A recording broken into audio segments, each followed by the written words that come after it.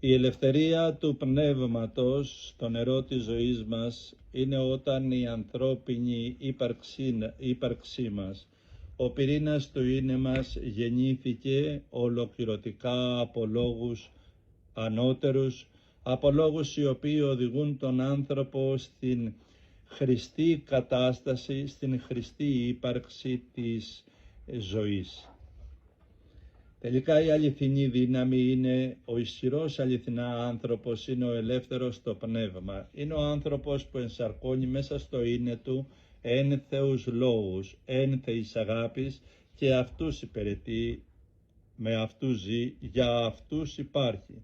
Οι αιώνιες αλήθειες που μέσα του διέπονται δεν αξιολογούνται ούτε από μικρούς ούτε από μεγάλους, αλλά ειρηνικός μέσα στο πνεύμα του μπορεί να καθρεπτίζει μέσα στο είναι του και να αντιλαμβάνεται τα μυστήρια της ζωής.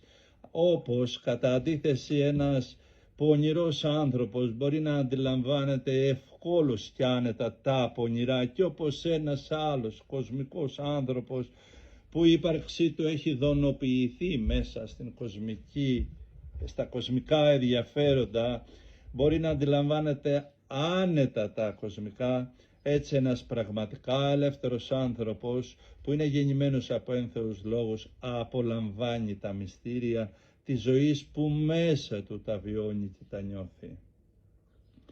Κάθε άλλη δύναμη η οποία δείχνει τους ανθρώπους ή τον άνθρωπο ισχυρό, όπως χρήματα, εξουσίες, γνώσεις, επιστήμες και πάμπολα άλλα, στο βάθος της αληθινής, στην πεμπτουσία της ζωής, όλα αυτά αποδεικνύονται απάτη, ψεύτικος φίλος, αποδεικνύονται άκαρπα δέντρα. Γιατί δεν προάγουν, γιατί δεν οδηγούν αυτά, γιατί δεν έδωσαν εξέλιξη, δεν έδωσαν δύναμη ελευθερία στην ανθρώπινη ύπαρξη. Εσύ λοιπόν που προχώρησες στη ζωή και η πνευματική ωριμότητα του λόγου μέσα σου, των λόγων μέσα σου, αποδεικνύεται ένθεης διαστάσεως, πνευματικοί λόγοι με υψηλό νόημα ζωής. Εσύ λοιπόν που φαίνονται οι θεϊκοί λόγοι, μην παραπονιέσαι για τους ανθρώπους, πώς είναι σήμερα η κατάστασή τους, γιατί συντρέχει το νου και τις καρδιές τους τα πάθη, οι μικρότητες και όλα αυτά που βασανίζουν τον άνθρωπο, τον πτωτικό άνθρωπο. Είναι γιατί οι λόγοι που ζουν, που έζησαν, που μεγάλωσαν, τους οδηγούν σε αυτά. Δεν προχώρησαν και δεν άσκησαν στον εαυτό τους καμία εκγύμναση για να αποκτήσουν έναν καλύτερο εσωτερικό άνθρωπο, έναν ιερότερο εσωτερικό νου, έναν καλύτερο λόγο ύπαρξης.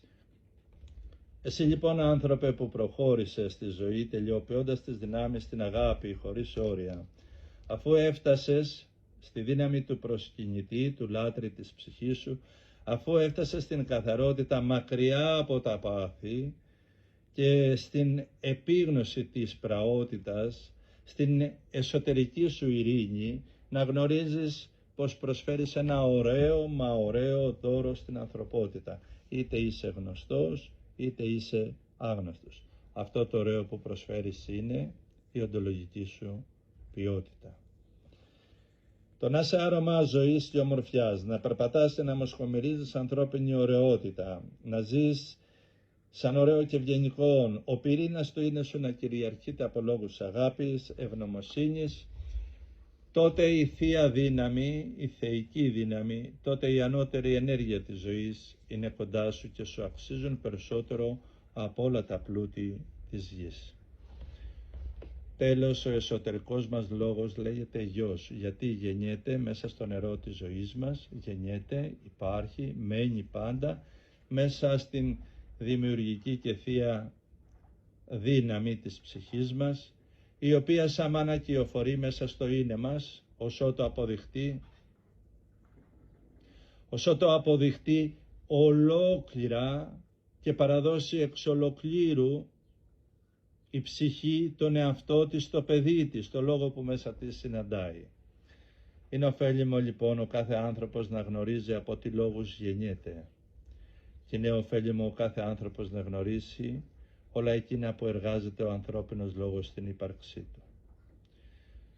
Σε εσάς που με ακούσατε στο νερό της ζωής, στις ομιλίες αυτές που επίμονα έκανα πάνω σε αυτό το θέμα, θα έρθω σε μια επόμενη ομιλία μας και θα σας κάνω ένα απλό αλλά συνάμα υπέροχο δώρο. Το νερό της ζωής μας και ο Χριστός στο πηγάδι με τη Σαμαρίτισσα.